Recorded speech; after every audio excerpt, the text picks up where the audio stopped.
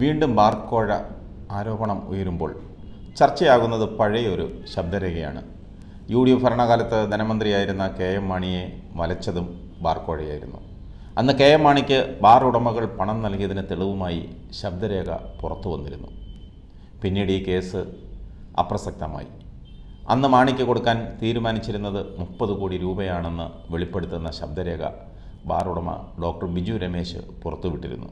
കൈക്കൂലി എണ്ണി തിട്ടപ്പെടുത്താൻ പാലായിലെ മാണിയുടെ വസതിയിൽ നോട്ടെണ്ണൽ യന്ത്രമുണ്ടെന്നും ശബ്ദരേഖയിൽ പറയുന്നുണ്ടായിരുന്നു. ഈ ശബ്ദരേഖ കേരള രാഷ്ട്രീയത്തിൽ കോളിളക്കമുണ്ടാക്കി.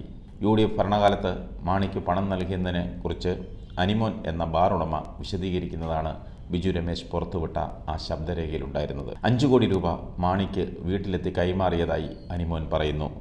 പുലർച്ചെ 1 മണിക്കാണ് പെട്ടിയിലാക്കി പണം കൈമാറിയത്. കാര്യം ഏറ്റെന്ന് മാണി പറഞ്ഞു. അപ്പോൾ ഉറപ്പ് വേണമെന്ന് മാണി ആവശ്യപ്പെട്ടു. പലിശക്കെടുത്ത പണമാണ് കൈമാറിയതെന്നും അനിമോൻ പറയുന്നുണ്ട്. 30 കോടി രൂപ മാണിക്ക് നൽകാൻ bar hotel owners association Thiruvananthapuram ജില്ലാ സെക്രട്ടറി ചൈന സുനിൽ 5 കോടി രൂപ നൽകാമെന്ന് പറഞ്ഞതായി ശബ്ദരേഖയിലുണ്ടായിരുന്നു.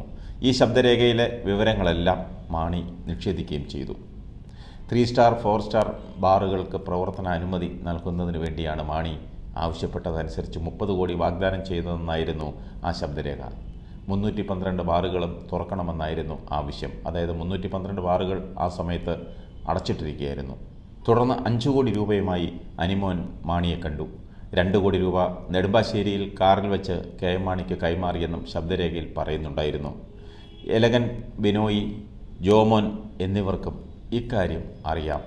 കൊല്ലത്തെ സുനിൽ സ്വാമി എന്ന വ്യവസായിയിൽ നിന്നാണ് പണം കടം വാങ്ങിയതെന്ന് അനിമോൻ ആ ശബ്ദരേഖയിൽ പറയുന്നുണ്ട്. പക്ഷേ അന്വേഷണങ്ങളിൽ ഇതിന് ഒന്നും തെളിവ് കിട്ടിയില്ല. കേസ് തെളിവില്ലാതെ പോവുകയും ചെയ്തു. മാത്രമല്ല എല്ലാവരും ഈ ശബ്ദരേഖയെ തള്ളിപ്പറയുകയും ചെയ്തു.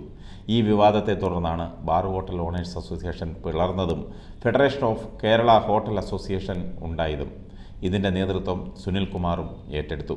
സംഘടനയുടെ വൈസ് പ്രസിഡന്റാണ് തൊടുപുഴക്കാരനായ അനിമോൻ. ഇതിനൊപ്പം ഇടുക്കി ജില്ലയുടെ ചുമതലക്കാരനും അയാളാണ്. 2014 ഒക്ടോബർ 31 പൂട്ടിയ ബാറുകൾ തുറക്കാൻ ബാർ ഉടമകളിൽ നിന്ന് മന്ത്രി KM മാണി 1 കോടി രൂപ വാങ്ങിയതെന്ന് ബിജു രമേശിൻ്റെ വെളിപ്പെടുത്തൽ വരുന്നത്. വിവാദത്തെ തുടർന്ന് 2015 നവംബർ 10 മാണി രാജിവെക്കുകയും ചെയ്തു. അങ്ങനെ മാണിയുടെ രാജിക്ക് കാരണമായവർ ഇപ്പോൾ വീണ്ടും ബാർക്കോഴയുമായി അതിൻ്റെ ശബ്ദരേഖയുമായി പ്രത്യക്ഷപ്പെട്ടിരിക്കുകയാണ്. കഴിഞ്ഞ തവണത്തെ ശബ്ദരേഖ ചീറ്റിപ്പോയതുപോലെ ഇതും പൊളിഞ്ഞു പാളീസാകും. മാത്രമല്ല ഈ ശബ്ദരേഖ ഈ സംഘടനയ്ക്കും തലവേദനയായി മാറി. വിവാദത്തിൽ കരുതലോടെ മാത്രമേ CPM പ്രതികരിക്കൂ. സർക്കാരിൻ്റെ മനസ്സിലുള്ള മദ്യനയത്തെ പോലും ഈ ശബ്ദരേഖ ഒരുപക്ഷെ ബാധിക്കാൻ സാധ്യതയുണ്ട്. എന്നാൽ ഇപ്പോൾ മന്ത്രിമാരുടെ പേരൊന്നും ഈ ശബ്ദരേഖയിൽ പറയുന്നില്ല. അതുകൊണ്ട് ഇടത് സർക്കാരിന് പ്രത്യക്ഷത്തിൽ ഈ വിവാദം വലിയ തലവേദന ഉണ്ടാക്കില്ല. മദ്യനയം ബാർ മുതലാളിമാർക്ക് അനുകൂലമായി മാറ്റുന്നതിന് ഓരോ ഹോട്ടലും 2.5 ലക്ഷം രൂപ വീതം നൽകണമെന്നാണ് അനിമോൻ്റെ പുതിയ ശബ്ദരേഖ. വ്യാഴാഴ്ച ഫെഡറേഷൻ ഓഫ് കേരള ഹോട്ടൽസ് അസോസിയേഷൻ്റെ എറണാകുളത്ത് ചേർന്ന സംസ്ഥാന എക്സിക്യൂട്ടീവ് കമ്മിറ്റി യോഗത്തിൻ്റെ തീരുമാനമെന്ന നിലയിലാണ് ഇയാൾ ശബ്ദരേഖ പുറത്തുവിട്ടത്. നേരത്തെ തന്നെ ഒരു ബാർ ഹോട്ടലുകാരിൽ നിന്നും 2.5 ലക്ഷം രൂപ വീതം പിരിക്കാൻ സംഘടന തീരുമാനിച്ചിരുന്നു. എന്നാൽ പലരും പിരിവ് നൽകിയില്ല. ഇതേ തുടർന്നാണ് അംഗങ്ങൾ പിരിവ് നൽകണമെന്ന സംഘടനയുടെ കർശന നിർദ്ദേശം നേതാവ് ഗ്രൂപ്പിലിട്ടത്. ടൂറിസം മേഖലയെ ബാധിക്കുന്നുവെന്ന കാരണം ചൂണ്ടിക്കാട്ടി എല്ലാ മാസവും 1-ാം തീയതിയിലെ ഡ്രൈ ഡേ ഒഴിവാക്കണമെന്ന നിർദ്ദേശം ഇതിനകം തന്നെ സർക്കാരിൻ്റെ മുന്നിലെത്തിയിട്ടുണ്ട്.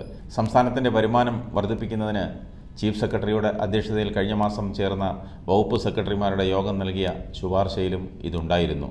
സംസ്ഥാനത്ത് 900-ത്തിനടുത്ത് ബാറുകളാണുള്ളത്.